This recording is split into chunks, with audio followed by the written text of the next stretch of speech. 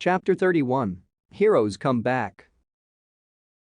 In the 3 years since Gato's death, the capital of Wave Country had completely transformed from an impoverished state to a prosperous trading port. What had once been a ghostly coastal town now teemed with the busy activity of commerce and the background bustle of what it took to run it. While it was a change brought about by the efforts of many, no one could deny the role played by the construction of the bridge that connected the island to its much larger neighbor, the Land of Fire. Spanning the sea in a long unbroken line, the bridge culminated in an erected wooden post seared with the bridge's name, the Bridge of Remembrance. Tizuna, the master bridge builder, had stated in his opening ceremony address that it was in honor of the sacrifices that had made the bridge's completion possible. It was not out of the ordinary for passing travelers to observe a moment of silence before moving on to their next destination.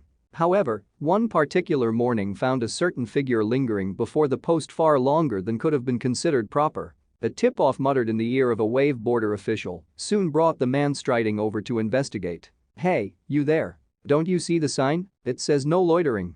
Drawing closer, he realized the vagrant wore a leaf hit I-8 and came to a wary stop.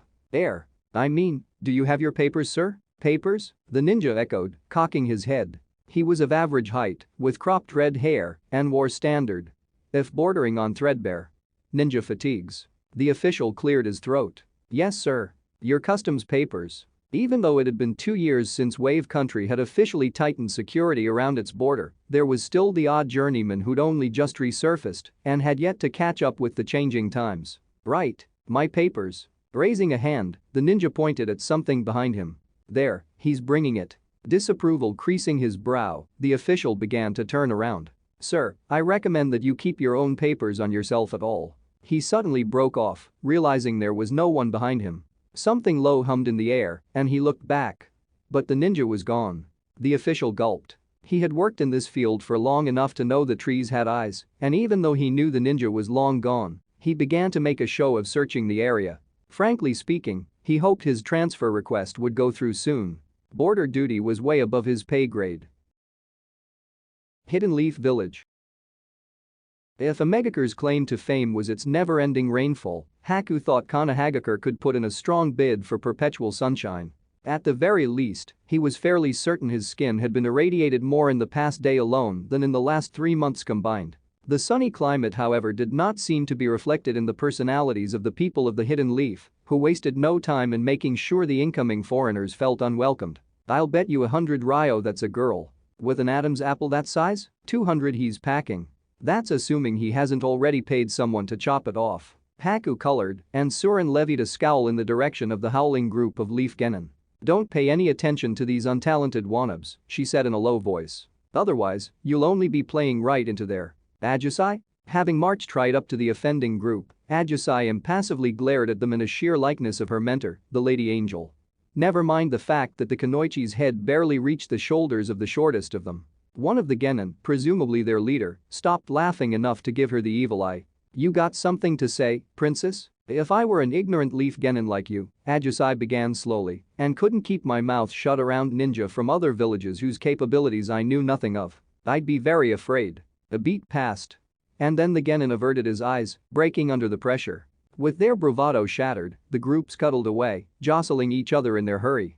"Thank you, Ajusai," Haku smiled at his team leader. "It didn't matter, but I appreciate it. It was only partially a lie." Though he couldn't care less about what they had to say, that didn't mean he didn't find their leers uncomfortable. "It's just as we thought. This village is full of small-minded morons," Surin said scornfully. Staring straight ahead, Ajusai reminded them, "Just don't forget why we're here." She was talking about their mission to find a Jinchuriki, but Haku felt his right arm throb below his sash and instinctively brought it closer to his body. The memory of that day still woke him in the middle of the night, chest heaving and drenched in sweat. After his loss to the Leaf Nin, he had been surprised to find himself opening his eyes again.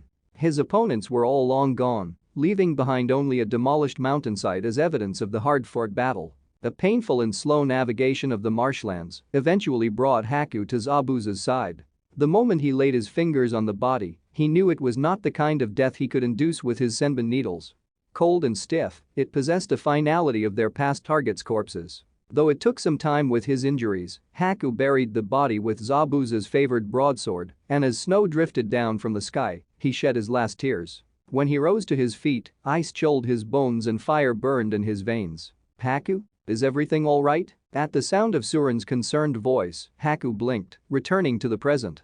While he'd been lost in his thoughts, they had walked into a large hallway filled with what looked like at least 100 other Genin applicants. The air was thick with widespread posturing and the ostentatious sound of cracking knuckles. It was clear every single one of them longed for nothing more than to bring glory to their representative village. As always, lies came easily to him. "Everything's fine," he said with a smile. "I zoned out for a second, that's all." His teammates, as much as he had come to like them over the past 2 years, were no different from the others in the sense that they thirsted to prove their village equal to the might of the Great Five. But none of that mattered to Haku. Glory, recognition, pride. With Zabuza gone, there was now only one thing that moved him day and night, and it was a name: Kakashi of the Sharingan. Chunin exams. Written test. At the proctor's signal, the sound of pencils scratching on paper filled the exam hall. Blank-faced, Gaara scanned his paper. It took only a few seconds to know that he couldn't answer any of the questions and a few more to realize the true significance behind the paper test. Tamari was intelligent enough to figure it out on her own. His bigger concern was the third Genin on their team. He still didn't know what her name was. Leveling a glare at her, he saw her back stiffen in what could have been a sign of acknowledgement. Worse comes to worst, Gaara thought, I'll just have to get rid of her. Somewhere in the periphery of his consciousness, he could hear Shukaku's usual raving, but for the moment, he ignored it. Instead, laying his hand out on the desk, he began to gather the sand he needed for his third eye. It was the perfect technique for the job. The eye was made of his chakra-infused sand, and once connected to his optic nerve, it transmitted everything that it saw. Gaara crushed the eye in his hand and sent the sand particles in the direction of his target, who started to rub irritably at his eye. Taking advantage of the distraction, the third eye reformed above his test paper. As the answers came into Gaara's own field of vision, he picked up his pencil and copied them onto his own paper. Number 43 and 27. Start walking. You all fail. While the proctors had already begun to disqualify the weaker teams, he could see the other stronger examinees starting to make their moves. Although the vast majority may as well have been faceless to Gaara, a select few had managed to pique his interest. He would have to wait until a proper test before he could gauge their actual skills. A slight shiver ran through his body. Through heavy eyelids, Gaara glared out in a haze at nothing in particular as he fought to steady his breathing. It was going to be a full moon that night. Jiraiya POV. The hot springs of Snow Country were said to possess legendary medicinal properties, and the beauty of the women of Bird Country was second to none. But there was nothing quite like coming home after a long journey. Balancing himself on top of a telephone pole, with a smile, Jiraiya surveyed the sprawling rooftops of the village he had dedicated his life to protecting. "I'm back," he said fondly. As always, the Hokage monument carved into the mountainside overlooked the village. There were 4 heads there now, representing the 4 Hokage who had led the village since its inception. In his entire life, Jiraiya had only ever seen the addition of 1 bust to the monument, and it had been that of his own student. While the third had asked Jiraiya to take up the Hokage mantle, he knew that his destiny lay elsewhere. No, there was someone far better suited for the role than him. But she had her own demons to face. "Jiraiya-sama!" cried out a voice. A bespectacled man gaped up at Jiraiya. Jiraiya jumped down before raising a hand in greeting. "Oh, if it isn't Abisu." There were 3 children besides the Takebetsu Jonin. Jiraiya recognized one of them as the third's grandson. The boy had certainly grown since he had last seen him as but a mere babe in his mother's arms. "I didn't realize even you were being called back for the exams," said Abisu, adjusting his dark glasses. "It was by the Lord Third's judgment. And old as he is, I trust he hasn't gone off the deep end just yet," said Jiraiya affectionately. "Yes, and it's reassuring to see you back in the village. Now, if only Tsunade-sama would change her mind." A cool breeze swept through the area. Jiraiya watched a lone leaf swirling through the air. If only, he thought, they would both change their minds. Chunin exams. Forest of Death. Gathered beyond a padlocked fence, the group of Genin who had passed the first exam all gazed with trepidation up at the Forest of Death. Watching their reactions, Sakura held back a smile. "And if thou gaze long into an abyss, the abyss will also gaze into thee. Before we begin the second exam, there's something I have to hand out." Sakura rustled up the papers from her kippao. "They're consent forms. Everyone has to sign one." Once she had explained what the second exam entailed. a no-holds-barred survivor variation of Capture the Scroll. She herded the three-man cells to the hut where her fellow proctors were waiting to hand out the Heaven and Earth scrolls. There were 26 teams, meaning there were 78 applicants still in the running. By the end of the exam in 5 days, at least half of them would have failed. And judging from the bloodlust some of the applicants were exuding, Sakura would be very surprised if there weren't at least a few fatalities. This was, of course, compounded by the fact that several teams from the Hidden Rock were present for the first time in living memory, and inter-village rivalries were running high. But out of all the standardized second exams to proctor, of course the Forest of Death was the one Sakura had to draw from the hat. It served its purpose in weeding out the weaker teams, but it was a touch unrefined for her tastes. Then again, there was only one reason why she'd volunteered as a proctor in the first place. As a certain blonde genin walked into the hut, Sakura raised a hand to her mouth and gasped dramatically. "Ino, is that you? I can't believe I forgot you're still a genin. It must have slipped my mind somehow." Ino gritted out, "You seem to be forgetting a lot of things lately, Sakura. Have you considered getting that checked at a hospital?" "I have actually, it's routine for Chunin to get scanned after missions. But of course, you wouldn't know anything about that." The two frenemies smiled daggers at each other as a proctor handed a heaven scroll to Ino's teammates, Choji and an unfamiliar female genin. The latter was Shikamaru's replacement, as he had already been promoted to the rank of Chunin, a fact which would never not surprise Sakura. Not for any lack of capabilities, but because of his infamous indolence. This may have perhaps explained his assignment as one of the referees of the third exam, a role she did not envy at all. The genin teams were all situated at the gates, waiting for her signal to start the exam, when a blonde male suddenly flickered into the space beside her. Sakura raised a questioning eyebrow. "What is it, Menma?" she asked, wondering whether he'd brought news from the Hokage. His eyes flicking hesitantly at the other proctors, Menma said in a low voice, "I thought you'd want to know. Naruto's back." Forest of Death. Karen POV. Hailing from a country overflowing with forests, Karen and her team were no strangers to being dwarfed by the local flora. After several minutes of leaping between the branches, however, Karen found herself beginning to question what was up and what was down. Unlike the natural habitats back home, the trees in the arena weaved unnaturally in and out with each other. It was clear they had been grown for the express purpose of disorienting any who dared to trespass. Only when they had put some distance between themselves and the gate did her teammate, Kazami, motion for them to stop. "So, Karen, how's the competition looking?" he asked. Closing her eyes, Karen focused and opened her mind's eye, casting her senses through the forest. Her first concern was the monster from the hidden sand. When she had first sensed his evil chakra, it had been so thick with bloodlust she'd almost gagged on it. Thankfully, his team was all the way on the opposite side of the forest, and she made a mental note to make sure it stayed that way. There were plenty of other strong chakra signatures in the forest, but what stood out to her the most was a vibrant one from the hidden rain. She'd sensed it before in the first exam, and then gotten a glimpse of him just before the second exam began. He may have had a pretty face and an outwardly gentle demeanor, but chakra spoke no lies. It was as cold as ice, and she added it to her rapidly growing list of people to avoid at all costs. As had been her observation in her previous Chunin exams at Sunagaker, the Hidden Leaf made a strong showing with its participating teams. While none of them stood out as much as the previous two Karen had noted, they were all robust and for the most part, warm chakra signatures. She paused and wondered where he was. He was already a Chunin and wouldn't be participating in the exams, but maybe he was in the village. If only, Karen thought, she could talk to him and… A beefy hand shook her by the cuff of her shirt, breaking her out of her thoughts. "Hurry it up," said Burami. Her other teammate, a man who was as white as he was tall. "Burami," Kazami admonished. "Have some patience. I'm just giving her some encouragement, that's all." Despite how it may have seemed, Burami was still one of the gentler genin in Kusagaker, for which Karen was grateful. If she had been placed in Team Shire, the other grass team that had passed the first exam, she suspected she would have already been completely drained by now. Even as she thought this, Burami bared his teeth and bit into her arm. She winced, feeling the chakra leave her body. The next 5 days were going to be long. Konohagakure.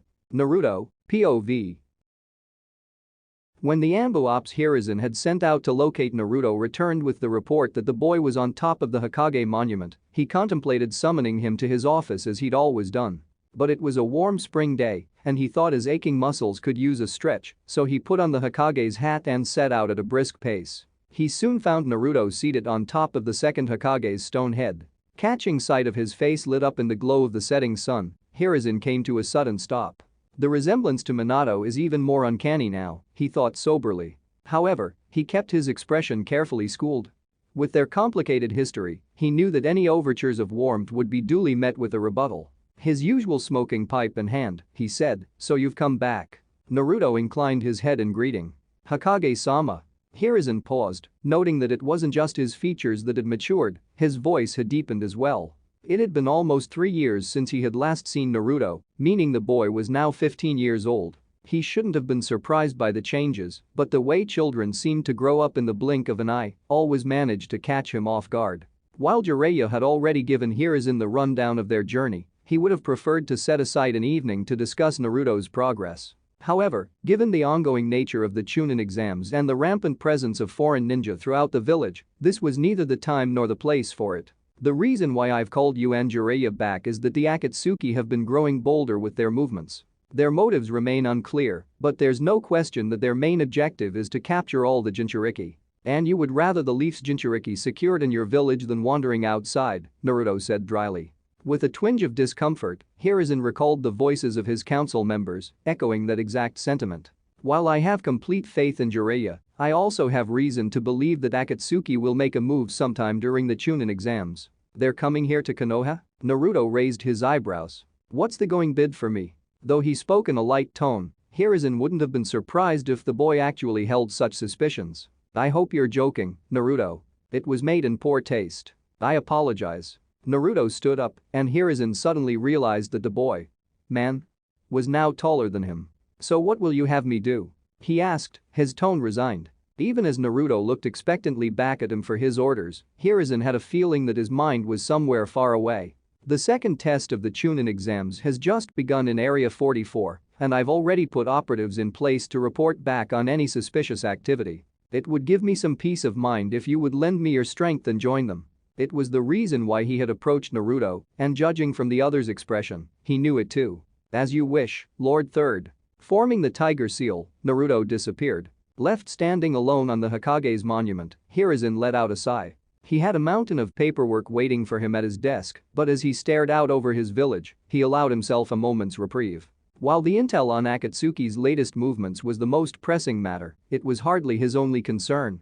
He had his hands full enough as it was dealing with the foreign delegations. The Hidden Rock had extended a hand of friendship towards the Hidden Leaf in Spytor, perhaps because of their long antagonistic history, a hand which Hiruzen shook only after carefully weighing the potential risks and benefits. He didn't know yet what the Tsuchikage's true objectives were, but neither he nor the world had forgotten the tragedy of Yasuga Pass. "As always, you tell the Jinchuriki far too much. At least you're keeping him busy." "I'm putting his skills to use," Hiruzen responded. The glow of twilight cast his lumpy shadow across the rock, and as he watched, a figure stepped out from it. "Whatever you call it," said Danzo coldly. Lowering the pipe from his mouth, Hiruzen exhaled in a gust of smoke. Say what you would about his past actions, he did genuinely care for Naruto, who was as much Minato and Kushina's son as he was a Jinchuriki. Following the tragic demise of Team 7, he'd gone as far as to authorize his indefinite departure from the village despite strong opposition, namely from Danzo. But having confirmed with his own eyes that Naruto had indeed returned to Konoha, Hiruzen would never admit that deep down, he was relieved. Later.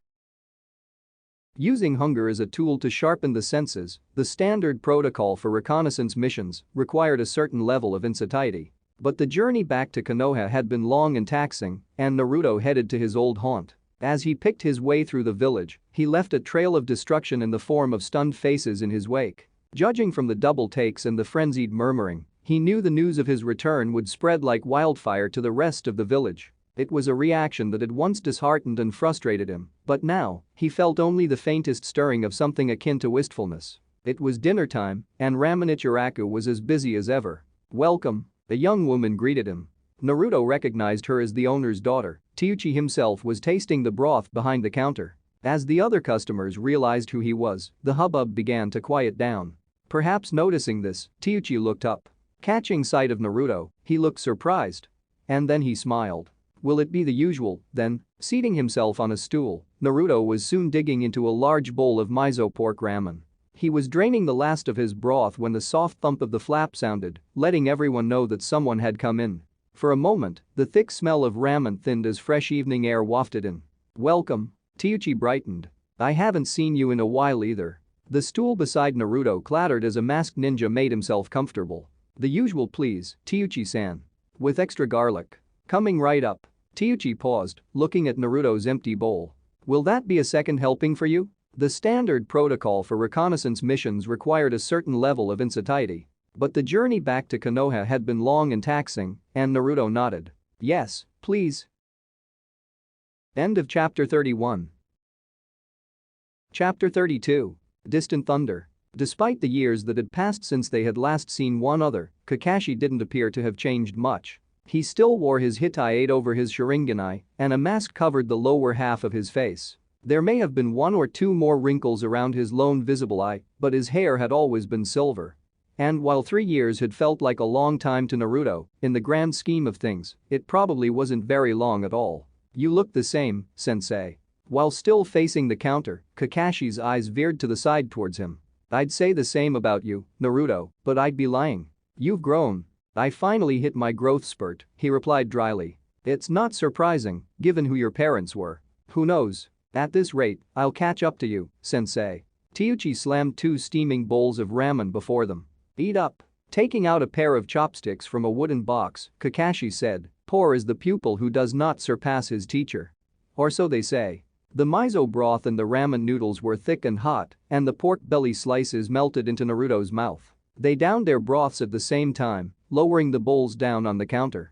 The other customers in the stall had started to talk again, and the ambient noise of their chatter circled around them. It was Kakashi who restarted the conversation. "I'm heading Team Shirakumo now." Naruto had suspected as much. "Are they giving you as much trouble as we used to do?" Through the mask, the corners of Kakashi's mouth lifted back. "If only.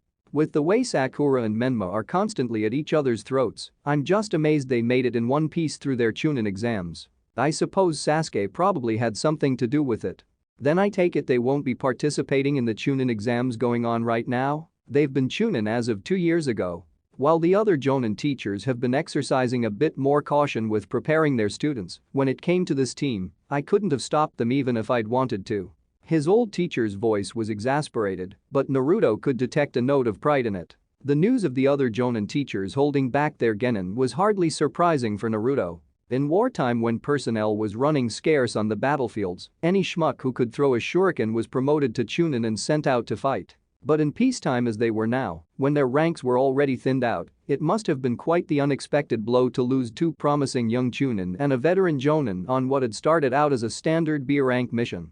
What was more disconcerting for Naruto, however, was the careful way Kakashi was treading regarding the topic of his new team. He thought it was a given that a ninja of his talents would be charged with the instruction of another promising team. Still, considering the atmosphere of their last exchange before Naruto left the village, Kakashi's trepidation was understandable. "Is that you, Naruto? You're back." Naruto took a second to identify the blonde male in leaf Chunin fatigues, beaming down at him as a member of Team Shirakumo. Or rather, Team Kakashi now, he supposed. Drawing up before them, the male, Menma, as he recalled it, took in Naruto's appearance with a wide-eyed look of disbelief. "Wow, it's really you. How was your training?" Menma leaned in towards Naruto, dropping his voice conspiratorially. "I heard you were with one of the Sannin."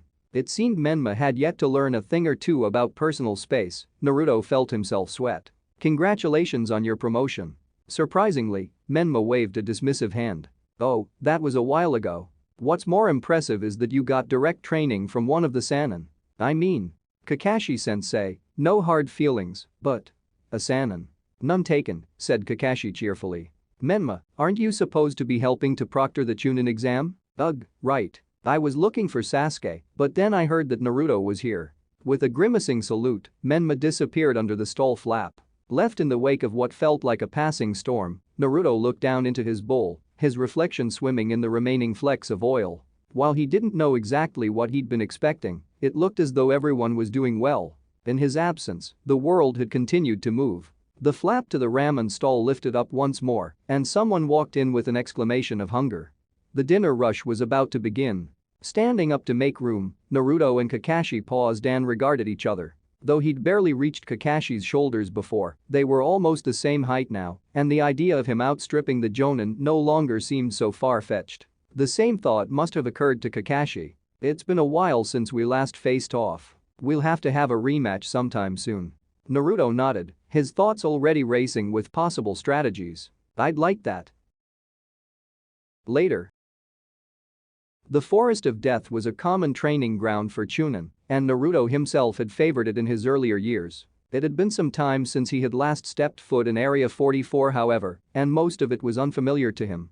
The forest had evolved in his absence. Still, one thing had remained the same, and that was the unsettling feeling of being trapped in a maze. All in all, it made the perfect stage for the Chunin exams. The second test was now fully underway, with multiple candidate teams already clashing with one another. Perhaps fueled by adrenaline, the majority of the teams seemed intent on the offensive instead of preparing sustenance and shelter for the inevitable days ahead. In true Genin fashion, the majority of the skirmishes weren't lethal.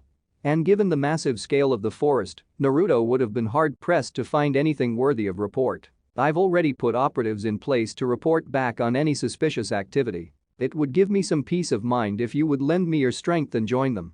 In the eerie stillness of Naruto's surroundings, far from the hubbub of the village, it was easier to attempt to discern the Hokage's true intentions. The most superficial interpretation was that the Hokage wanted to gauge Naruto's abilities and also bring him back into the third service. While it was already an underhanded way of killing two birds with one stone, Naruto couldn't help but feel as though there was something else lurking beneath the surface. Something bigger than his return was happening in the village right now, and he would bet his tanto it had something to do with the presence of the hidden rock in the exams. There. Naruto came to an immediate stop. Through a patch of vines, he could make out two teams facing each other down.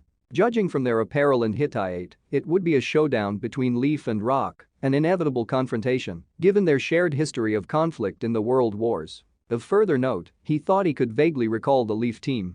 Two females and an overweight male.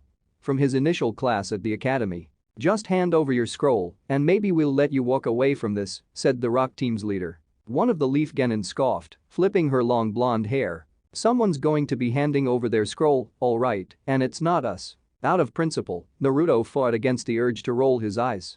While trash talk was a basic strategy to stave off one's opponent while sizing them up, he had a feeling it would be empty words rather than fists that determined the outcome of this specific encounter. You Leaf Ninja think you're so smart inviting us here, but we know what you're really trying to do, said the Rock Genin. And we're here to make sure it doesn't happen. This caught the attention of the lone male Leaf Genin, who for some reason was munching on a bag of chips. What do you mean? Drop it. They're just Genin, what would they know? Hissed another Rock Genin. Look, I don't know what crazy stuff your Kage is telling you guys, but honestly, that's got nothing to do with us, said the blonde. We're here to pass the exam. All three members of the Rock team stiffened. You dare insult the Lord Third? You'll pay for that. Finally abandoning words for fists, the screeching sound of metal meeting metal resounded through the air. The two teams seemed evenly matched, and it could go either way. Naruto wasn't interested in sticking around for a Genin fight, especially when it seemed the teams were done talking.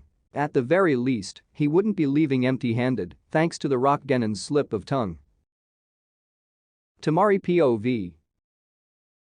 In a small clearing deep in the woods, dark blood rained down from the sand-encased body. Temari could hear it splattering heavily on the top of her umbrella. As was usually the case around Gaara, the teammates of the Genin who had just been crushed to death began to beg for their lives. We'll give the scroll to you. Please, just let us go. And as usual, their voices fell upon deaf ears. Dropping his umbrella, Gaara raised his two hands and squeezed. His sand rose to his bidding, and 2 splatters later, the entire team was dead. Distastefully taking in the bloody sight, Temari let out a sigh. From the corner of her eye, she saw their new teammate. A younger Genin named Mitsuri who'd been hastily recruited as replacement. Wave her hand cheekily. Bye. Temari's lips twisted into a half-smile. Once upon a time, she had found such scenes similarly amusing, but nowadays, they merely brought her a sense of increasing apprehension for Gaara. He'd never been normal, but family was family, and when it came down to it, he was her brother. It was one of the reasons why she'd agreed to remain a Genin over the past few years, instead of being promoted to Chunin, as was expected of a kunoichi of her age and prowess in the village. To keep watch over the Sand's greatest weapon. While he didn't listen to anyone, at the very least, he acknowledged Temari's existence, and in theory, she could keep him in check. It was a haphazard system that had somehow gotten them through the past few years. These days, however, something was changing in him. Whatever was left of Gaara was slipping away. She could feel it more and more acutely. She could feel the something else in his body glowering out at the world through dark-rimmed eyes, biding its time. As Gaara's blood-soaked sand returned to his gourd, Mitsuri walked over to the chunks of flesh that now littered the ground. Her nose wrinkling in disgust, she bent over and picked up a damp scroll. "It's a heaven scroll," she announced. While Gaara didn't respond, Temari felt his eyes turn towards her, and she suppressed a shudder. "Good," she said instead. "Let's head towards the tower." Karen POV. Although the trees were too dense to see much past the canopy from the forest floor, judging from the ever-growing darkness, the sun had just about set on the day. "They're late. Did they get killed off already?" Burami grouched, hungrily tearing the cap off a large mushroom. Kazami paced, as he had done for the past hour. It's hard to believe Shire and his team, of all people, would have been taken out so quickly. It's not like them to run late, but if Karen can't see them. Despite having already searched the forest several times within the last hour, Karen had been unable to locate the chakra signatures of their fellow Kusa Genin. With her current capabilities, the range of her mind's eye was wide enough to cover the radius of a large swathe of the forest. It was a grim indicator of their fates. "Well, she could have messed up, so have her check again," said Burami impatiently. Opening her mouth in protest, Karen had to stop herself. While she'd yet to meet anyone who could hide their chakra from her, her teammates didn't have as much faith in her abilities. And in her opinion, it was always better to be underestimated. Compliantly closing her eyes, she concentrated her mind's eye.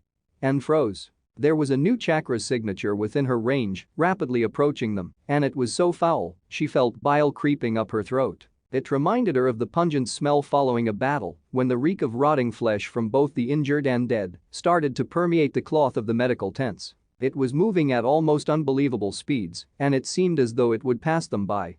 When, to her horror, as though sensing her gaze, it suddenly seemed to slow down by them. If there was one thing Karen's years in the hands of Zasui had done for her, it was honing her survival instincts. Said instincts were screaming at her now, and immediately opening her eyes, Karen stood stock still as sweat poured down from her temples. While it was not the biggest or most powerful chakra signature she had ever seen before, she had never before felt so much like prey, trapped in the impending fangs of a predator. Even if she were to run now, she knew it was far too late. "What's wrong with you?" As though sounding from a distance, Karen heard Burami ask. It was astonishing to her how unaware her teammates were of their imminent demise. They were almost within the striking distance of an absolute monster, and yet Kazami continued to pace and Burami to eat. Several minutes went by, each second passing like daggers stabbing into her chest. But nobody approached them, and when Karen finally reined in the courage to check again, the chakra signature had somehow disappeared. She was just about to open her eyes when suddenly, she felt what she had been searching for from the moment they entered the village.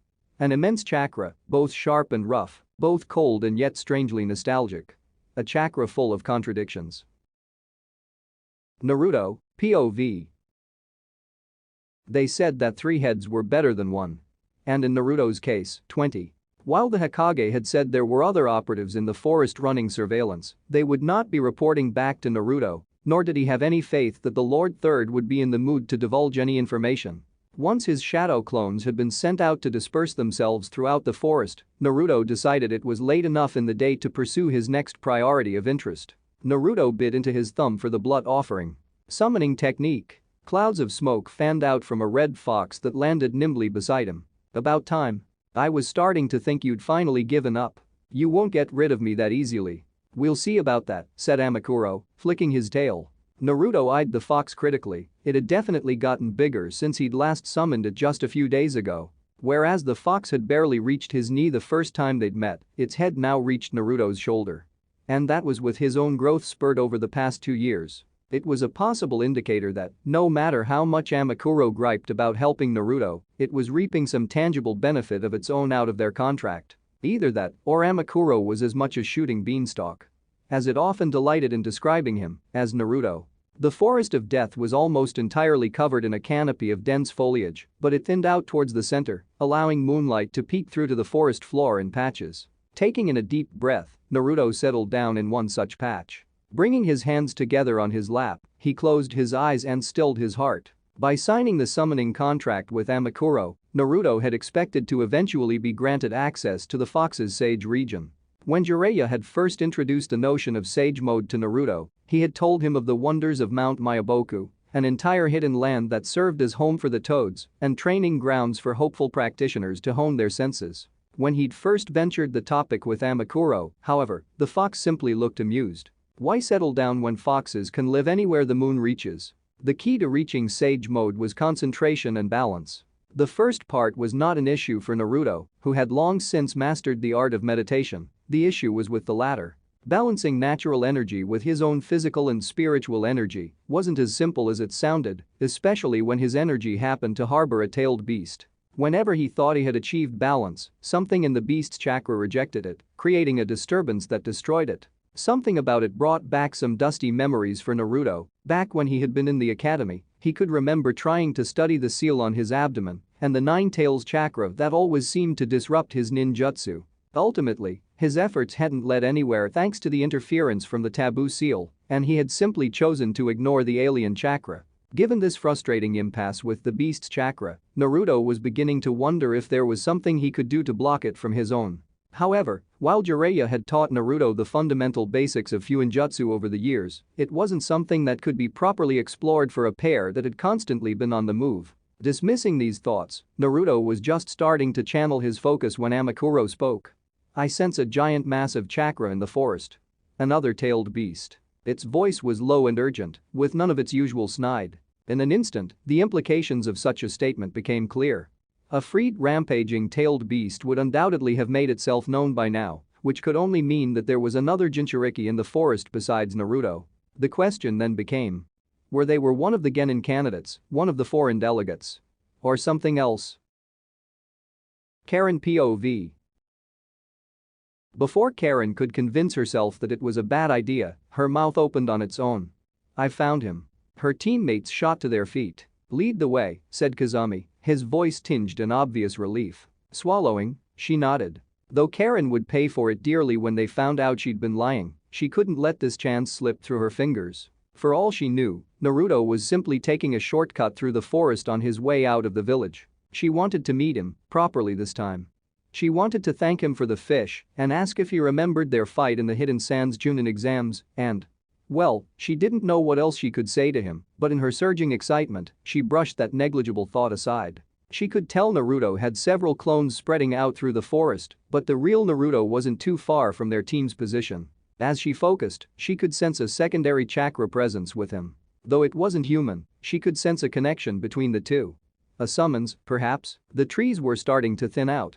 They were drawing close. Karen could feel her heart pounding in her ears, and she sped up, leaving behind her teammates. Soon, they would meet. Naruto, POV. As though Naruto didn't already have enough on his mind, Amakuro's ears fell back flat against its head. There's a sensor type nearby, and they're coming straight for us, it warned. They shouldn't be an issue for you, but there's something about one of them. By then, Naruto could pick it up as well. A team of 3 was rapidly approaching, making little effort to hide their presence, which meant they either thought he was weak. Unlikely, considering the pinpoint accuracy with which the sensor type had detected him. Or that he was their ally. Neither was true. However, while he could have used some light exercise, he wasn't a participant in the exams, and he had a feeling the Hokage wouldn't be appreciative of such direct interference. It was time to leave. A wave of blue lightning crackled from his feet up to his head before dissipating into the air. The low, almost indiscernible hum of electricity filled the air, and as Naruto felt his hair stand on end, he knew that if he so chose, he could have been to the other side of the forest before his pursuers could even stop to blink. But something about the way Amakuro had described it had piqued his interest, and Naruto slowed down just long enough to get a glimpse of his would-be pursuer. A red-headed Kusa Genin about his age, eyes starting to widen in belated shock as he passed her. As he shot out of range, he thought she looked vaguely familiar. End of Chapter 32. Chapter 33. Evening Moon. As the various Genin teams were herded to their assigned gates, Team Ajusai found themselves starting the second exam at Gate 3, putting them deep in the northeastern sector of the exam site. According to their team's censor, Surin, they've also put them well within striking range of the monster from sand. You're sure that's the Jinchuriki Tenshi-sama was talking about? Ajusai asked for the 5th time that day. Who else could the lady have been speaking of? Said Surin. It was so monstrous, the moment I felt it, I almost threw up. Haku resisted the urge to scowl, forcibly maintaining his usual serene smile. Almost was an understatement. The oily stain on his sash from when she dribbled on him could attest to that. Surin cast him an anxious look. Given his level of chakra, I don't know if even Haku could win in a one-on-one against him. Haku wasn't a censor, but he thought he could have figured that much out for himself. He had gotten a passing look at the Genin in question during the first exam, and his immediate impression was that with his bloodshot eyes and uncontrolled bloodthirst, the shinobi looked downright unhinged. While Haku was confident in his ability to hold his own in a confrontation, he was not quite willing to stake his life on it. It's a good thing, then, that Tenchi-sama's orders were merely to bring back information, he replied neutrally. Ajisai's face cleared, as it tended to do whenever the lady's name was mentioned. That's right. For now, our focus is on passing the second round. According to the second exam proctor, this would not just be a test of their offensive abilities, but also of their survival and endurance skills. The exam had a time limit of 5 days and required at least 2 members of your team to reach the tower in the center of the forest while in possession of both the Heaven and Earth scrolls. It was a simple exam where the weak would be weeded out and the strong would prevail. While Haku's teammates were not exactly prodigies, they were more than capable of carrying their own weight, and he had little doubt they would pass. Unfortunately, it seemed that the exam had other plans for Team Ajisai. Just as they had divided up their roles, Surin suddenly stiffened, her face turning ashen. There's something coming. Run. She broke off as with a flash, a thin line of red appeared on her neck. And then her head twisting at an unnatural angle, she crumpled to the ground. Haku had already started to move the moment he saw the look of horror on Surin's face. Just as he dodged backwards, he managed to catch sight of a long and narrow blade slashing right through where his head had been. Surin, he heard Ajisai cry out in anguish. Good. She had survived, too. No longer caught under the element of surprise, it was a simple matter for Haku to detect the shrill sound of metal flying through air. Easily deflecting the kunai with his senbon, he backed up against Ajisai, who had drawn out her armamentarium of sealing tags. Not bad, an unfamiliar voice breathed. It belonged to a Genin that had suddenly appeared, dangling upside down on a nearby tree branch. His long black hair hung to the ground, revealing his Kusahitite. Now. Why don't you show me what else you've got? Haku raised his left hand in a seal. Gladly. The air rapidly dropped in temperature and the forest around them filled with thick white mist. Though he didn't wear the Hunter Nin mask anymore, Haku could feel his emotions receding, and his face glazed over. It felt more natural that way than the smiles he always wore in public. It told him that he hadn't forgotten his roots. Ice release? Ice spears. In an instant, ice crackled out of mid-air into deadly spears that exploded into the tree the Genin hung from. With inhuman speed, the Genin leaped away, letting loose a ghostly laugh of delight. Not to be forgotten, Ajisai jumped in, sending a barrage of summoned shuriken after the Genin. However, the Genin was proving himself slippier than he'd appeared, as with apparent ease, he weaved between their combined attacks. Eyes narrowing, Haku sped up and matched the shinobi's movements. In a match of speed, he would not lose. Gaara POV. Mother was screaming again. Gripping his head, feeling as though it would split in his agony, Gaara staggered. His sister shouted his name, but he shoved her aside. Rip her head off, crush her into pieces, give me blood, feed her to me, slice her up, rip out her heart, give me blood, give me blood. The screaming always began at night. It was strongest when the moon took up the entire sky. Gaara knew that a single moment's lapse of consciousness would lead to Mother taking over his body, and he couldn't let that happen. He wasn't sure why, but he knew he had to stay alert. When its blood began to boil and he felt his eyes starting to roll back, Gaara knew he had to do something to appease it. If he didn't, he would implode. Rip her body apart, crush her innards, blood, give me blood. It must have been the fault of the full moon, but Mother had not been satiated by the 3 Gaara had killed earlier that day. He inhaled, looking out at the world through a red haze. His sister, currently shouting something indiscernible at him, was the closest to Gaara, but he moved on. As annoying as she was, he couldn't kill her. That left their other teammate. The girl, whose name he still didn't know. There was no point when he always ended up killing them. Give me blood, I can't take it, crush, slaughter, kill. Don't worry, Mother, he snarled, his voice twisting gutturally in his throat. I'll get you what you want soon enough. At his bidding, his sand rose out of his gourd. Team Haku. The spy he had planted in a megacur had not been lying in his reports when it came to the mysterious boy. It was with increasing delight that Orochimaru watched the battle unfold before his eyes.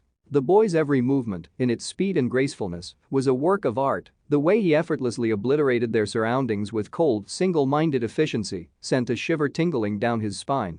Given the way he wielded ice as though it was an extension of his body, it must have been a powerful Kekkei Genkai. Best of all, however, was his face. The host candidate could have had the rarest Kekkei Genkai in the entire world. If the face was not to Orochimaru's liking, he wouldn't have given it a second glance. Cutting short his internal monologue, Orochimaru leaped away from a barrage of water needles, each one as deadly as a blade.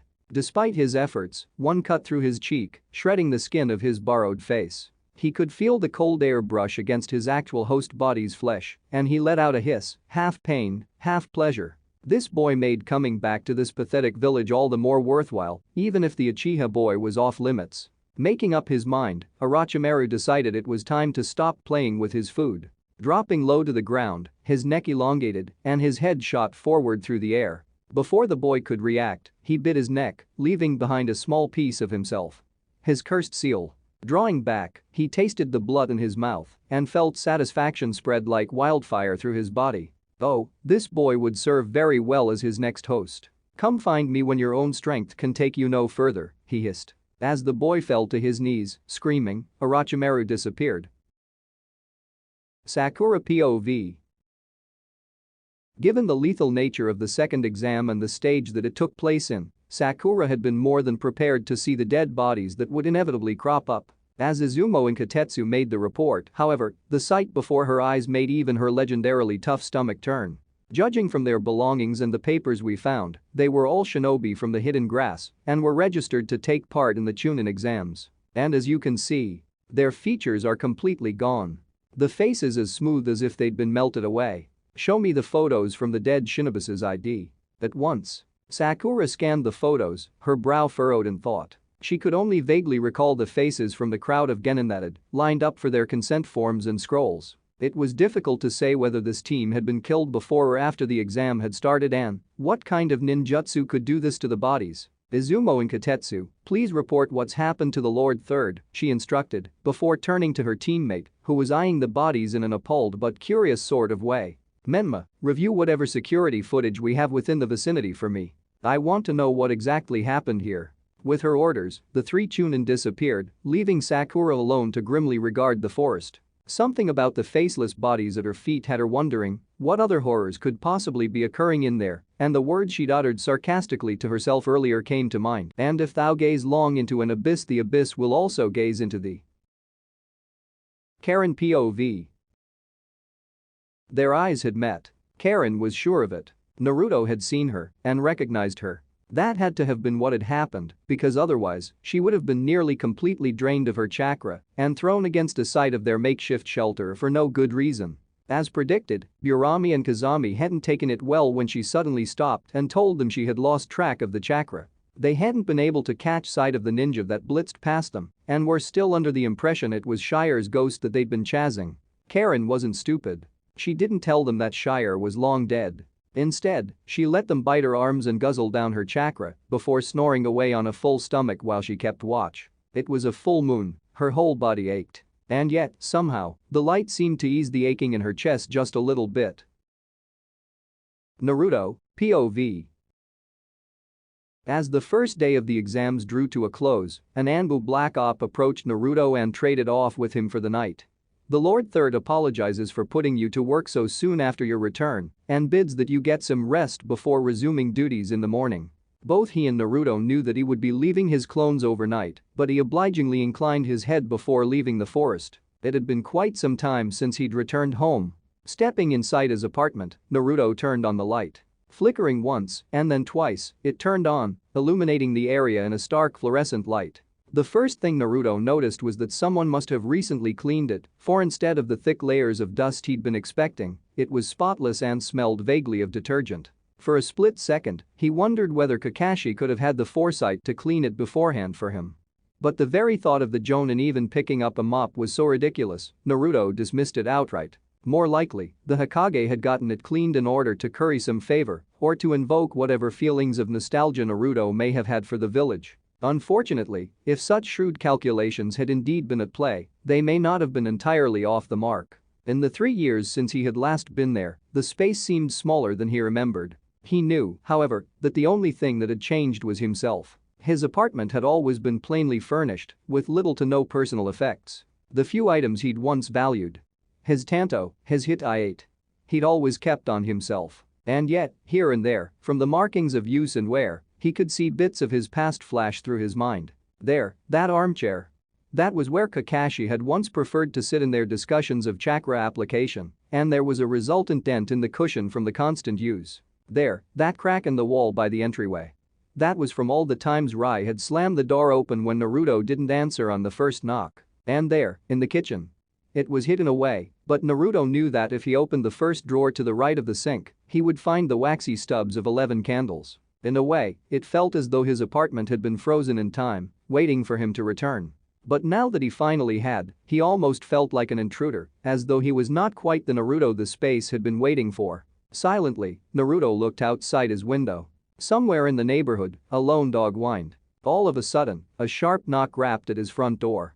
And at the same time, memories of one of his shadow clones began to flash through his mind. He made for the door, simultaneously reviewing the information the clone had obtained. To his disappointment, there wasn't much he didn't already know, as all it confirmed was that the hidden rock was participating in the exams for less than amicable reasons. Though it was nothing the Hokage wouldn't already be fully aware of, he made a mental note to send along a messenger clone later on.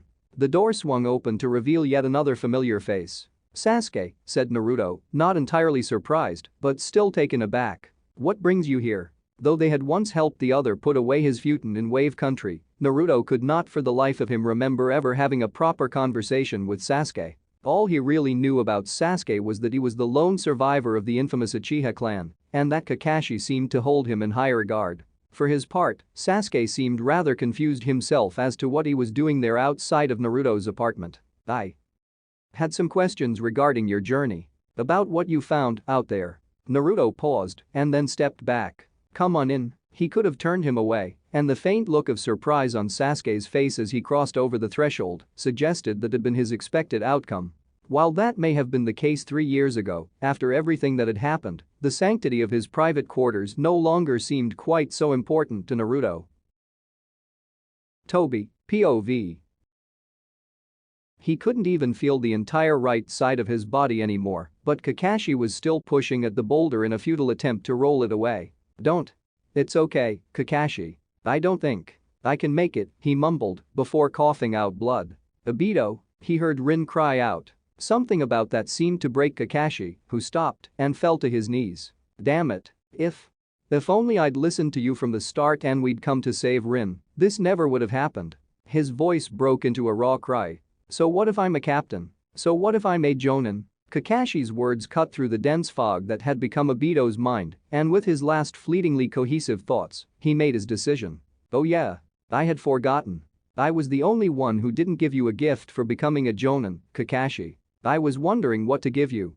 And I just had a thought." It was getting harder and harder for Obito to talk, but somehow, he pushed through. "I'm giving you my Sharingan. Whatever the village may say. Kakashi, you are a great Jonin." His lone eye visible through the mask flew open. Breathing hard, Toby sat up. It was dark in the hideout, and as his breathing evened, he could make out the dark outlines of the various sound operatives scattered throughout the cave. Near the entrance, the pair on guard duty glanced at him before returning to their game of cards. Putting some distance between himself and the hideout, Toby eventually found himself at the edge of a cliff. He exhaled and looked up at the sky. It had been a long time since he had last seen that dream. The night was still, and the moon was full. End of chapter 33. Chapter 34. Homecoming. Ignoring the inevitable staring that followed as soon as he had entered the stadium, Naruto seated himself in the stands. He was technically there to gather information on the foreign participants, though he suspected the Hokage had just wanted to keep an eye on him. However, he couldn't complain. The mission fell along the lines of his own interests, what with Amakuro detecting a Jinchuriki in the forest. It seemed this year's crop for the Chunin exams had more than its usual share of talent. The number of Genin passing the second exam's criteria had exceeded expectations, and the proctors had set up a preliminary stage to trim the proverbial fat. The same thing had happened when Naruto had taken the exam. Had it really been only 4 years ago? So many things had happened since then, it almost felt like the events of a past life. Back then, he had still been under the influence of the taboo seal, and his biggest preoccupation had been on improving his standing in the eyes of the village. But now, he was here, on the other side. He sat in the stands as a part of the faceless audience that had once jeered down at him. Their spectacle was the group of Genin that stood at attention at the center of the arena. Several faces immediately jumped out at Naruto. First and foremost, a male Suna Genin. He was pale, with auburn hair and black-rimmed eyes. It was a distinctive appearance that Naruto immediately recalled having glowered at him during his short time in Sunagaker. Even without seeing him fight, Naruto could tell that he was strong. Given the amount of attention he was getting from the rest of the spectators, it was clear he was a popular contender. The next face he focused on was a Kunoichi from the hidden grass. She was the same censor that had pursued him in Area 44 during the second exam, and now that he looked closer, the persistent sense that she looked familiar grew even stronger. His eyes locked on her bright red hair. It wasn't every day that he saw a shade so similar to his own. Unlike the third exam, the victors of the preliminary matches will be determined on a first blood-drawn basis, said the third proctor, a chunin with a spiky ponytail. The first match will be between Temari from the hidden sand and Akimichi Choji from the hidden leaf, the blonde Kunoichi. Yet again, another familiar face from the time when Naruto had taken the exam.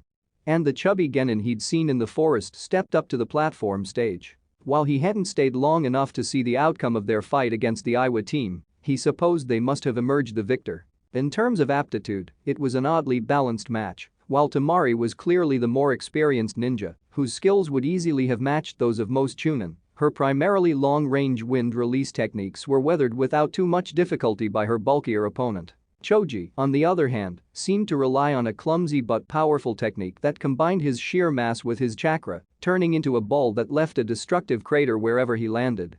If he had actually had the speed to keep up, he would have demolished Temari in a single hit. The specific conditions of the match, however, gave one of the pair a clear advantage, a fact that she clearly realized. Abandoning her fan, which seemed to multiply the power of her techniques but slowed them down in the process. Temari began to circle Choji, swinging her palm towards him at every opportunity, while always staying just out of his range. Each swing generated a blade of wind that propelled itself towards Choji's body, and it was a testimony to the level of her mastery over wind release that each struck with deadly precision. As Choji switched to a more defensive position, Temari picked up her offensive, and soon, it was almost as though she was dancing around him, each swing of her hands adding to an inescapable net that closed in around the leaf Genin. It was a slow but calculated execution, and eventually, one blade of wind slipped through Choji's defense, slicing through his sleeve. A thin innergable line of red glistened on his forearm. It was the barest of cuts and would have hardly hindered the Genin. However, rules were rules, and the first blood had been drawn. "Stop!" shouted the proctor.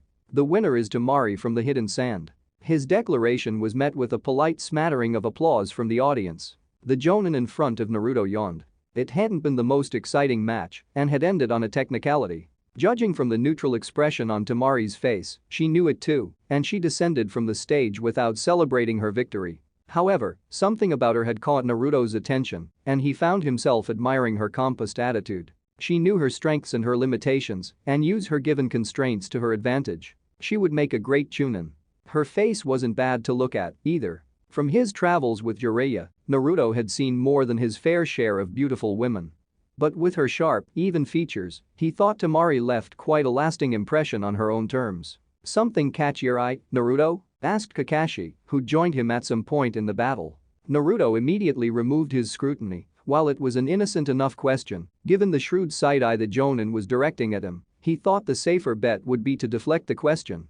"Looks like it'll be a strong group of contenders this year, especially from the other villages. There's not much I can say about Konoha's showing, however.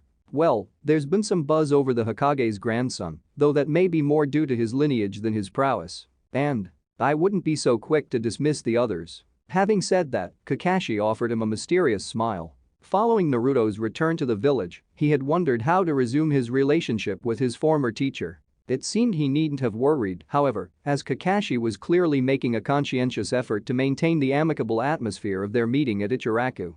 The next match will be between Ajusai of the Hidden Rain and Yamanaka Ino from the Hidden Leaf. Begin. Even before the proctor's hand had fully extended into the air, the blonde leaf genin made her move. Making a square with her hands, she directed them at her opponent, a stone-faced female. Mind destruction technique. While Naruto had certainly heard of the Yamanaka clan, the only Yamanaka he knew in person was Menma.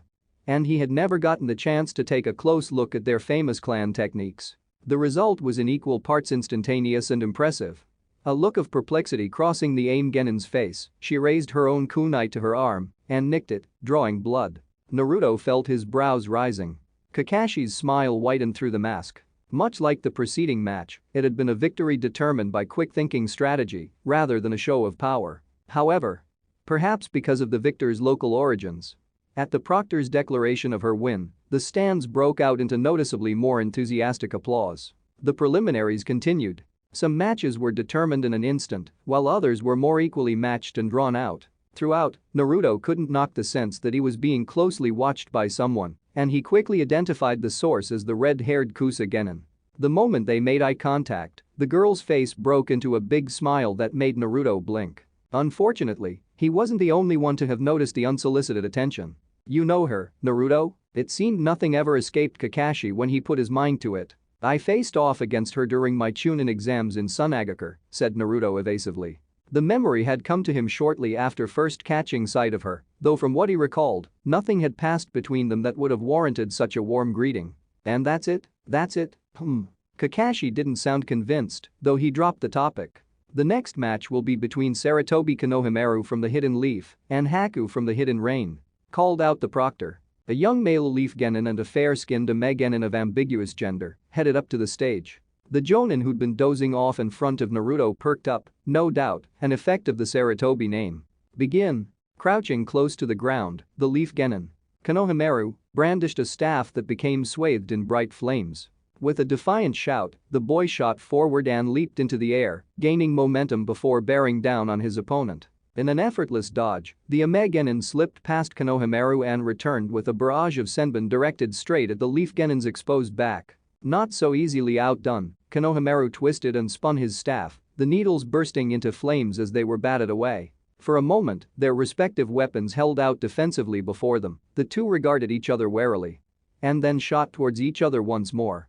Despite Konohamaru's obvious talent, the Ame genin called Haku wielded an agile speed that would have left the average jonin in his dust, and Naruto was surprised the battle had progressed as far as it already had. This phenomenon only started to make sense when he realized that, for some reason, Haku had yet to use any ninjutsu, and that on top of that, they weren't using their right hand.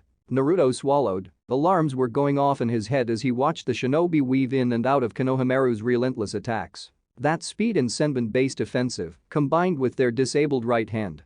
Could it be? Was it the mercenary he'd encountered at Gato's hideout? Naruto had left him alive, after all, so it was well within the realms of possibility. But if that was the case, why wasn't he using his ice release ninjutsu? Eventually, the fight between Konohamaru and Haku drew to a close when Haku's swift movements threw the younger genin off balance. Stumbling, one of the senbon slipped through his defenses and cut his cheek. The winner? Haku from the Hidden Rain. Visibly disappointed, Konohamaru lowered his staff, and the flames faded away. "You did well, honorable grandson," shouted out the jonin in front of Naruto. Raising his head, Konohamaru returned the praise with a glum nod, however, he hadn't been the only one to look in their direction. For a moment, just as he was descending from the stage, Haku's eyes flickered up to their seats. And froze. It passed in a flash, and then Haku looked away. To any other bystander, it wouldn't have raised any flags. But for Naruto, it was the final nail in the coffin. Haku knew who he was, and that could only mean he was the hunter nin from Wave Country. What was he doing all the way here, masquerading as an Ame genin? Was it for revenge? But there was something odd about the way Haku had been looking at them. Given that the moment had passed, it was difficult to say for sure. Rather than at Naruto, it had felt as though the shinobi had been looking at the seat beside him. Casually, Naruto glanced at Kakashi. There was no reaction there, making it a difficult situation to decipher. Before he could ponder on it further, however, the coming match would quickly overshadow its significance. The next match will be between Gaara from the Hidden Sand and Furayo from the Hidden Rock. The proctor needn't have announced the next match. The moment the Suna genin stepped onto the stage and saw his opponent, the sheer wave of malevolent bloodlust he exuded swept over the stadium, stunning the entire audience into silence. Naruto felt the hair on the back of his neck stand on end. As for the match, it was over in a flash. One moment, the two genin were facing each other on the stage. The next, sand erupted out of the Suna genin's gourd, enveloping the other before he could react. When the sand receded, it revealed a broken corpse lying prostrate on the ground. Dark blood trickled from the agape mouth and swollen eye sockets. The stadium descended into chaos. The proctor must have realized what was happening, for he'd used a technique that extended his shadow to immobilize the Suna genin. But it was far too late. It wasn't difficult to piece together what had happened. The sand had infiltrated his opponent's body through every orifice and crushed his organs in a single blow. It was cold-blooded murder. Ironically, it could also be considered merciful, for the genin's life had been snuffed out so instantaneously, it must have been a painless death. Several medical nin crowded the dead genin's body. As futile an effort as it was. And the third exam's proctor continued to hold Gaara in place. The genin did not fight against it, his icy cold eyes glowering out at the audience, he stood stock still. His tremendous bloodlust had abated to a steady stream, as though it was a separate entity that had been momentarily satiated. Naruto felt his heart tremor. He didn't need to summon Amakuro to confirm. He had found him, his counterpart. The other Jinchuriki in the forest. Eventually, after an emergency meeting between the proctors, Gaara's win was declared valid on the technicality that first blood had been drawn on the moment of his opponent's death. His name was added to the brackets for the official third exam, and the preliminaries continued. However, none of the following matches proved to be of any note for Naruto. With perhaps the lone exception of the fight between the Kusa Kunoichi and her leaf opponent, a bout from which she emerged the victor. By the end of the preliminaries, the skies were red and orange as yet another day drew to a close. Reflecting on the events of the past day, Naruto decided to take the long route home as an opportunity to stretch his legs. There were multiple things to take into consideration, most notably the hunter nin he'd fought against in Wave Country and the Hidden Sands Jinchuriki. There were so many forces in motion, so many unknowns, and he knew it couldn't be coincidence that all of this was happening at the same time. It seemed that Naruto had returned straight into a predator's web. Here and there, with every discovery, he thought he could just barely make out the faint outline of a spinning line. Who? Or what? Was the mastermind pulling the strings? Deep in thought, before Naruto had properly realized, his lone footsteps had taken him the opposite way from his apartment. While it wasn't too late to turn back, he kept going. And soon, he found himself staring at a series of names inscribed in a stone face. Kamizuki Mayu. Hagana Rai. There was a white carnation at the base of the memorial stone. Taking care not to disturb it, Naruto sat down. He let out a slow exhale, and the numerous thoughts crowding his head faded away. These days, for Naruto, time seemed to fly by in an instant. With his training, there was always something to learn, something to practice. Like clockwork, the sun rose and set without fail, the world moved without rest. But here, just here. For a moment, he felt timeless. I'm home, he said, at last. End of chapter 34. Chapter 35. Let's fight. The ever-venerable Lord Third Hokage stared out from the windows of his office, mulling over the appearance of the sprawling village while nursing his smoking pipe. As was customary with the upcoming third exam, the foreign delegations would soon be arriving at the village. With the Hidden Rock participating in this year's exam, that would make 3 Kage gathered within his village's walls. Himself, the Kazekage and the Tsuchikage. As of late, communication with the Kazekage had largely been through indirect mediums. If all things went well, they would be able to redefine and clarify their alliance through this upcoming meeting. As for the Tsuchikage, what was the stubborn old Inoki hoping to gain out of this? His best intelligence operatives were on the case, but he supposed he would find out from the man himself soon enough. As for that other matter, Hiruzen turned around to face the red-haired ninja waiting behind his desk. Thank you, Naruto. Naruto's report had been thorough and informative, consisting of his observations of the foreign participants of the exams. It matched those of all his other informants, particularly when it came to the genin from the Hidden Sand. Yet, despite finding out about the other Jinchuriki, Naruto's reaction was surprisingly subdued. Quite an impressive poker face, Hiruzen thought to himself. He supposed it had always been good from the start. Though where it had once seemed the side effect of a boy who did not know how to interpret his own emotions, it was now the impassive mask of a fully trained ninja. I've kept you from resting long enough, forgive me. Take the 2 weeks before the third exam to recover and settle your business. Yes, Hokage-sama. Ah, and one last thing. Naruto, I've decided to start the process to promote you as a jonin. You can expect a summons for a formal ceremony of appointment sometime next week. Yes, Hokage-sama. Will that be all? Yes, you're dismissed. In a flurry of smoke, Naruto disappeared. Hiruzen felt himself sweat. He'd saved the good news for last and had expected a little more of a reaction than neutral acceptance. Quite an impressive poker face, he again thought to himself with a puff of his pipe. Ajisai, POV. While it was a strange feeling, being in an enemy's hospital, Ajisai vastly preferred it to wasting away alone in their quarters. Out of all the AIN teams that had started the Chunin exams, the only remaining participant was Haku, and the rest had already left the village. All she was doing was staring down at Haku's sleeping face, but Ajisai could feel sweat accumulating on her palms. Even though the Lady Angel had assigned such an important mission to their team, everything was falling apart. Surin had died, Ajisai herself had failed to get through the preliminaries, and as for Haku, there was something very wrong with her teammate. Ever since that mysterious snake-like shinobi had bit him, he had drifted in and out of varying states of lucidity. Thankfully, the situation was no longer as dire as it had been in the forest, whereupon Ajisai had to nurse him for much of the remaining time. It was by pure luck that a relatively weak team wandered into the various traps Ajisai had set up around their campsite, allowing her to snag their scroll. Just once, back in the forest when Haku had been in his most vulnerable state, Ajisai had managed to see where the snake shinobi had bit him. There, she had seen what looked like 3 black marks circling each other. A seal. As much as Ajisai had studied Fuinjutsu back in the Hidden Rain, she knew at a glance that it was far beyond her capabilities. Before losing consciousness, Haku had warned her not to allow the Leaf Medic Nin to examine him too closely. As much as she worried about his state, Ajisai agreed. Nothing good could come out of handing over any more information to their enemy than they had to. Worst came to worst, as much as she hated to burden the Lady Angel any more than she had to, Ajisai had little doubt that their savior would be able to remove the seal. Naruto, POV.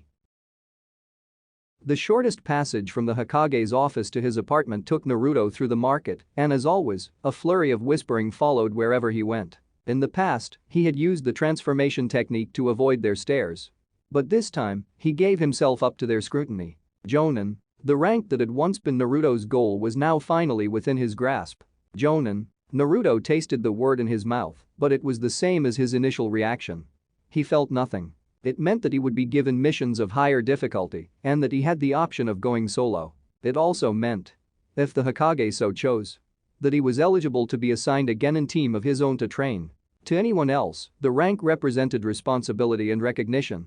To Naruto, it was an empty word that rang hollowly in his ears. So hollowly, it almost worried him.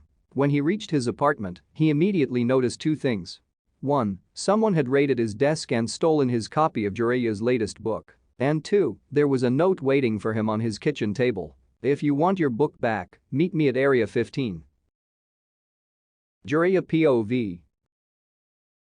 It took about a half-day's journey by foot past the gates of Konohagakure before Jiraiya was finally unable to sense any scouts within his immediate perimeter. The village had beefed up security in preparation for the Chunin exams, particularly along their shared borders with Grass and Sound territory. And for good reason, what with the constant flow of foreign ninja passing through Fire Country. Within the first few kilometers radius of their village, a rabbit couldn't nibble on a leaf without the intelligence division knowing about it. Jiraiya, however, was not a rabbit, and it was a simple matter to shake off any eyes that may have followed him from the village. No doubt, under the orders of Danzo. He really hated that man. If Jiraiya had his way, Danzo would have been ousted from his position of power years ago. Unfortunately, the Lord Third had always had a soft spot for his old comrade, believing wholeheartedly that everything Danzo did was for the sake of the village. In Jiraiya's private thoughts, it was a misguided opinion, and it was only out of complete respect for his former teacher that he did not voice them publicly. As always, the message from the shadow was waiting for Jiraiya in the promised location. A scroll nestled in a tree hollow. It wasn't very long. They never were. But the word seized Jiraiya's heart in a tight grip of apprehension. Another pillar crumbles under the weight of the rising sun. The lone leaf, caught in the eye of the storm. Jiraiya swallowed the scroll as soon as he'd committed the words to memory, and it settled in his stomach as a cold, hard lump.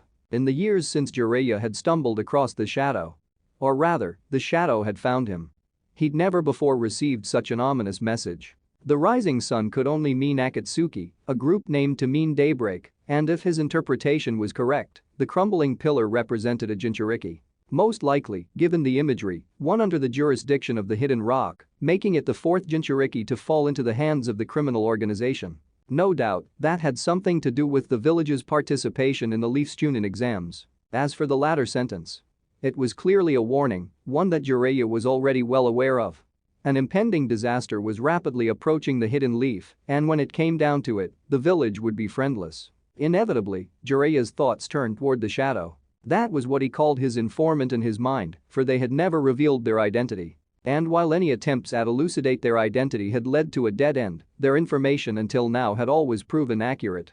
Given the level of confidentiality of the information, they had to be a powerful ninja intimately connected to Akatsuki. And it had to be someone who prioritized their loyalty to the Hidden Leaf over their own life. By the foot of a nearby tree, the grass rustled. Jiraiya watched a harmless green snake slither by, carving its passage through the dirt before disappearing underground. Of course, deep inside, Jiraiya had his own suspicions of who it could be. But he had been disappointed one too many times beforehand to get his hopes up. Naruto, POV. It didn't take long for Naruto to find the culprit behind the note. It was a masked Jonin sitting on the branches of a large tree in the middle of an otherwise empty field, giggling to himself from behind the pages of an Icha book. The book was the newest addition to the franchise, a first edition hot off the press. Autographing it with a flourish, Jiraiya had pressed it into Naruto's hands, claiming that it was his reward for his diligence as an pupil over the years. Never mind the fact that Naruto was still underage. If you wanted to read it that badly, you could have just asked, Naruto called up to the Jonin. Having been completely absorbed in the book's contents, Kakashi almost looked surprised to see Naruto. Ah, Naruto. I could have asked. But where's the fun in that? Closing the book, Kakashi jumped down to the ground. Ambling over, he clapped Naruto by the shoulder. I heard from the Lord Third that you're going to be made a Jonin. Congratulations. Thank you, Kakashi-sensei. His gaze lowering, Kakashi smiled faintly. Mayu and Rai would have been very proud of you. Yes, I suppose, Naruto replied, inclining his head. How have you been settling in? I've been keeping busy, under the orders of Hokage-sama. Though the genin from the hidden sand have been lying low, so it's been mostly quiet. I see.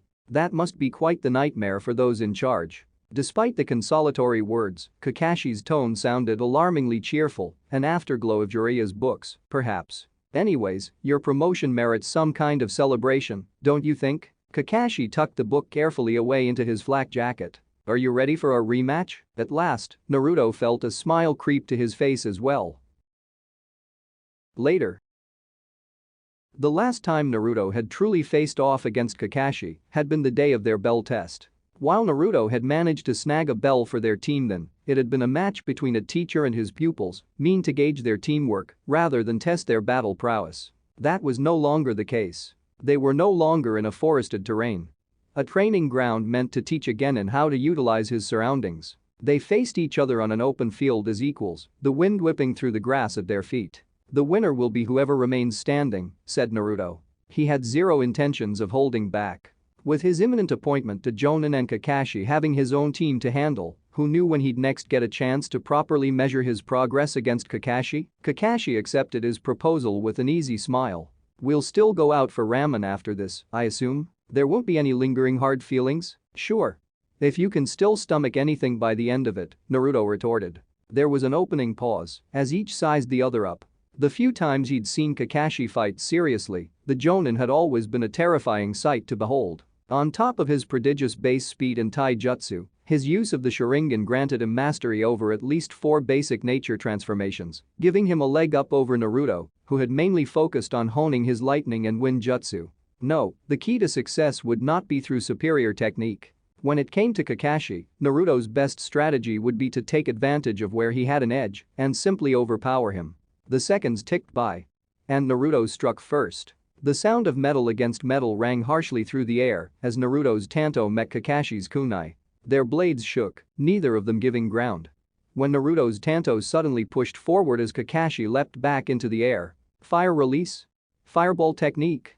Naruto flipped back just as a roaring fireball slammed into the ground where he had been standing, its heat warming his face as his hands blurred into action mid-air. Shadow clone technique. In a smoking cloud, 4 of his clones appeared beside him. Evading another fireball that seared the ground by their feet, one took advantage of the smoke cover to disappear, while the remaining three shot forward, convening on the Jonin from all directions. Countering one clone's Tanto with a kunai, Kakashi spun and kicked aside another clone. The third clone plunged its Tanto into Kakashi's chest. And with a burst of smoke, the Jonin disappeared, leaving just Naruto and his clones. Naruto quickly scanned the area. Feeling the ground beneath them tremor, he leaped away just as a pair of hands broke through the earth, latching onto one of his clone's feet. His clone self yelped as he was dragged down into the ground before dissipating. Kakashi broke through to the surface and blocked Naruto's sweeping kick before flipping over his head and retaliating with a series of precisely aimed blows. Lightning crackled. Kakashi's hands seemed to slow down in mid-air for Naruto, weaving between them. He thrust the hilt of his Tanto into Kakashi's chest. At the last instant, in a true testimony to the speed of his reflexes, Kakashi veered back, but Naruto's Tanto glanced across his sternum, and the force of the blow blew the Jonin back, leaving gashes through the ground. His remaining clones weren't idle, choosing then to rush at Kakashi. The Jonin stomped the ground, and a block of rock erupted out, ramming into a clone that disappeared. The remaining two ran across the walls of the block before tackling Kakashi, who promptly dissipated. This time, however, it wasn't just an ordinary shadow clone.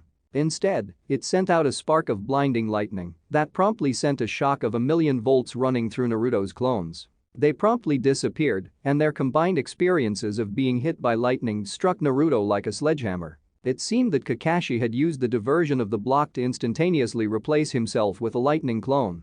Naruto had to hand it to his former teacher. It was a move mixing both defensive and offensive strategy that would have debilitated most other ninja. Of course, it was painful.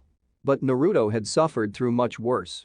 The lightning faded, leaving black steam sizzling off of Naruto, who nonetheless remained standing, to Kakashi's blatant surprise.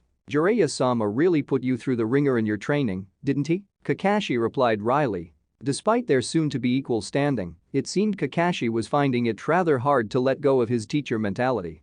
The way he was holding back in the match made it apparent that rather than trying to win, he was trying to draw out and evaluate everything Naruto had learned over the years. Well, Naruto was more than happy to show him some of the results of his training. A spinning ball of churning chakra appeared in each of Naruto's hands. "You're going to have to get a little more serious, Kakashi-sensei." Reaching up with a hand, Kakashi raised his Hitai to reveal a red eye with spinning Tamo. "I could say the same to you, Naruto." Karen POV. It didn't take long for Karen's teammates to fall asleep. The sedative she'd sprinkled in their plates just before the meal was her own homegrown concoction, grinded down from the roots of a plant native to their country. In small doses, it sufficed as a painkiller for the bite marks on her arms. The amount she'd used was enough to knock out a large mammal. An apt descriptor for her constantly eating teammate. While she wouldn't have dared to pull something like this back in grass country, where she was almost constantly under strict supervision, when they were all the way out here in foreign territory, she had a little more leeway. Now, with the two snoring into their rice bowls, Karen was free to pursue her own agenda without any fear of retaliation. Closing her eyes, she focused. And in an instant, she found him. To her disappointment, he wasn't alone. It looked as though he was fighting against another vibrant chakra signature. But there was no killing intent in either of the two. A sparring match, then. The day was warm and sunny. There was barely a cloud in the sky as Karen crossed the village, leaping across the rooftops in her haste. Despite the heavy security she'd sensed spread throughout the village. Or perhaps as a result of it. The civilians passing below her feet seemed to be enjoying their daily mundane lives. Several of them noticed her running by and then returned to their business without a second glance. It made a stark difference from Kusagakure. Though they were technically in peacetime, given its near vicinity with multiple other countries, they were always having border disputes. There was never a day when the medical tents weren't overflowing with the wounded. A military effort that drained their civilians of their entire livelihoods, leaving them embittered and driven by self-interest. These people don't know how good they have it, Karen thought wistfully.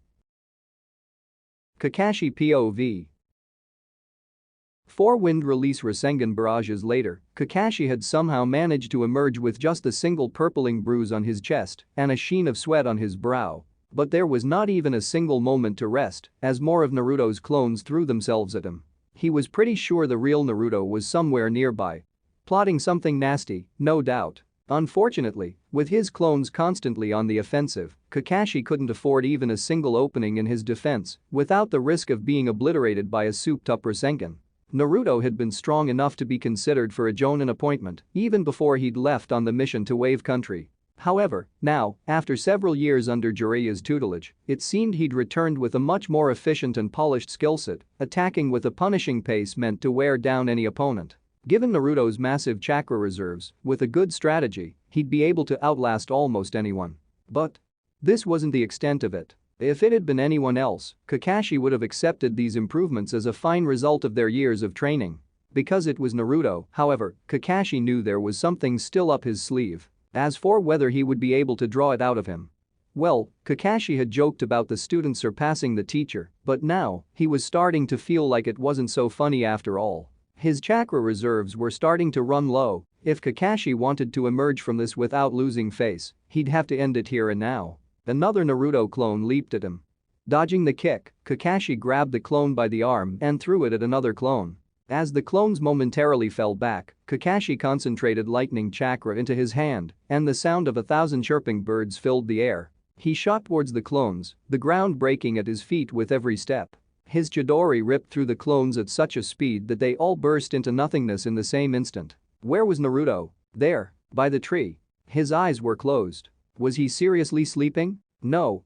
He was meditating? It was too late to turn back now. Kakashi's Chidori was already bearing down on Naruto. Was it a clone? Suddenly, Naruto vanished.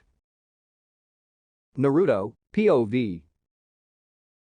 A looming metal gate in the darkness, locked by a single seal. A lurking demon just beyond it, waiting for its one chance to break free. Naruto was almost starting to get used to the sight. "You again," snarled the Nine-Tails. "What do you want now?" "What I always want," said Naruto. "Stop getting in the way of my chakra." The Nine-Tails let out a guttural laugh that echoed through the darkness. "Your chakra, you say? I have prowled this world, free, for a millennia, but my chakra has been flowing through you since the moment your flimsy existence was conceived. You have known me for the entire length of your short, miserable life, but for me, this is merely a temporary jail. And when I break free, I will claim what is mine." Naruto didn't reply. This wasn't the first time the Nine-Tails had gone off on him. However, he knew they weren't empty threats. Thanks to Jiraiya, he knew that the 8 trigram seal used to seal the Nine-Tails within him was growing weaker over time. In fact, the more Naruto used the demon's chakra, the weaker the seal would grow, and the more easily it would be able to take control of his body. Jiraiya had also introduced a toad with the key to his seal to Naruto in the midst of their basic Fuinjutsu lesson. Minato knew that the seal would weaken over time, and he entrusted the key to me to strengthen the seal when the time came. Jiraiya paused and looked up from the flickering campfire. "But Naruto, from the way this seal was set up, I believe he intended for you to be able to use the Nine-Tails chakra. If you want, I can use this key to weaken the seal instead and help you start utilizing its power." "No," Naruto replied flatly. "I won't rely on a power that I can't completely control. Isn't there a seal that will completely block the Nine-Tails from taking over my body, but let me use its chakra?" Wearing a thoughtful look, Jiraiya stroked his chin. "The tailed beasts aren't just chakra pumps, Naruto. While they aren't exactly living beings, they have individual personalities that cannot be suppressed. The seal used on you is one of the strongest seals I know of. But the most important thing I learned in my own Fuinjutsu studies in Whirlpool Country is that if there's a will, there is always a way." Jiraiya lowered his hand and gave Naruto an appraising stare. "How is your sage training going?" Naruto opened his eyes. The first clone he had sent out in the midst of his fight with Kakashi was finally ready. Given Naruto's contract with a fox, gathering natural energy always took longer in the daytime, in the absence of moonlight. But with a clone hidden away to gather energy while he distracted his opponent, it was more than feasible. His clone disappeared just before Kakashi's Chidori ripped it apart, and Naruto felt the natural energy immediately filling his body, waking up senses he hadn't even realized he'd been missing. Suddenly, he knew exactly how many blades of grass remained in the field. He could sense the Hokage pacing in his office all the way on the other side of the village, the aim hunter Nin lying in a hospital bed, the Suna Genin lurking in the foreigner's quarters, and the Kusa Genin was getting alarmingly close. The balance wasn't perfect, what with the Nine-Tails chakra acting as a constant interference, like a giant boulder blocking a river. Nor would it last long. There was only enough energy to last him a few seconds, at best. But it would have to be enough. "Sorry, Kakashi-sensei," he thought. I'm going to need you to get a little more serious. Kakashi POV. The Naruto that had vanished had been a clone. Kakashi swung around immediately, searching for Naruto's chakra signature. And he found it. Kakashi's eyes widened. Naruto must have been hidden underground, for he erupted out now, directly before Kakashi. It was oddly reminiscent of their first fight during the bell test, when Naruto had leaped out of a hole in the ground to grab a bell off of Kakashi. But that wasn't what took him by surprise, no, it was Naruto's chakra itself. Where it had been enormous before, it was now colossal, churning as though it yearned to break free of its vessel. What was more, Naruto's appearance had changed. His eyes were red, almost fierily so, and his hair had grown longer and shaggier in a way that fleetingly reminded him of the boy's parents. Had the Nine Tails taken control again? But no. This felt different from before. Somehow, Naruto was in perfect control. All of this ran through Kakashi's head in the split second that he glimpsed Naruto shooting towards him. The next instant, he felt Naruto's foot collide into his chest, precisely where he'd previously struck with his hilt. Something audibly cracked and he flew back, tumbling through the dirt and grass. Grimacing, before he lost complete control, Kakashi plunged his kunai into the ground to forcibly stop himself, the momentum nearly ripping the skin off his hands. When his body finally skidded to a stop, he let go of the kunai. Letting his hand drop to his side, he exhaled. His ribs hurt, he definitely fractured something. Soon, he heard Naruto's steps approach him. That was a little much on an old man like me, Kakashi grumbled. That's what happens when you hold back, came Naruto's dry voice. The thought struck him, and Kakashi checked his chest pocket. To his relief, the novel he'd tucked away was miraculously still in one piece. Naruto, POV. As Naruto's imperfect sage mode faded away, he could feel the influence on his body disappearing as well. His clawed appendages reverted to fingers and toes, and his hair shrank to its normal crop length. As the energy seeped back into his surroundings, he could feel a dull sense of tiredness settling over him, rather like he was coming down from a severe adrenaline rush. He looked around at the field. Or at least, what remained of it. While Area 15 had once been a level plain, it now more closely resembled a minefield. Wincing, Kakashi stood up, brushing the dirt off his legs. Well, Naruto, we've got a lot left to discuss, it seems. Before that, sensei, there's someone I need to talk to, said Naruto, turning to look towards the edge of the field. The girl from the hidden grass was waiting there. Even if Naruto hadn't sensed her coming, her spiky red hair made her a difficult sight to miss. At that moment, she appeared to be staring at him in a shell-shocked sort of way. Kakashi did a double take. And then, he shook his head. It's like I don't even know you anymore, Naruto. Naruto felt himself sweat. It's not what you think it is. Of course, said Kakashi lightly. Well, I have to drop by the hospital to get my ribs checked out anyways. Let's get dinner some other time. Go enjoy your date. Making an ironic salute with his fingers towards Naruto, the Jonin limped resolutely away in the opposite direction. Naruto followed his progress for a few seconds before turning back to the matter at hand. The Genin. Karen, was it? Had been trailing him before, in the forest of death, and had offered up a smile during the preliminaries. And now, she'd even tracked him down to this remote training field. What did she want from him? Did she have any compromising information on him? In the short time that Naruto had interacted with Karen at the exams, she'd seemed to be a fairly proficient and put-together kunoichi. Now, for some reason, she looked bashful as she approached him. Uzumaki Naruto, do you remember me? She asked, her eyes darting up to his face before looking down. This odd indecision between his face and her shoes continued to repeat itself. We fought in the Chunin exams in Sunagakur, Naruto replied. Is there a reason you've been following me? Karen's face lit up. So you do remember me. I'm so glad. I just wanted to know. She squirmed. If you have a girlfriend. Naruto blinked. Is that all you wanted to know? He asked. Karen nodded furiously. Without responding, Naruto began to walk away. This wasn't the first time someone had tried to flirt with him. Ever since his growth spurt, he'd noticed a dramatic increase in interest from the girls within his vicinity. More than a few times, they'd turned out to be a kunoichi bent on getting information out of him and Jiraiya, and unlike the latter, who somehow always fell for their advances, Naruto had long since learned to tune them out. Wait, I wanted to thank you, shouted Karen from behind him. For the fish you left behind. Despite himself, Naruto stopped and turned around. What do you mean? This time, Karen looked straight into his face. In grass country. I was starving, and you left behind one of the fish for me from the river. It saved me. Thank you. Grass country. Fish. A basket. A vague recollection replayed itself in Naruto's mind. That had been her? He'd caught a glimpse of her retreating and thought it had been a civilian down on their luck. How had a kunoichi as capable as her ended up in such a sorry state? You're welcome, he said at last. I'm so glad you grew up hot, added Karen, a bead of drool dangling from the side of her mouth. Women are all the same, Naruto thought to himself and walked away. End of chapter 35.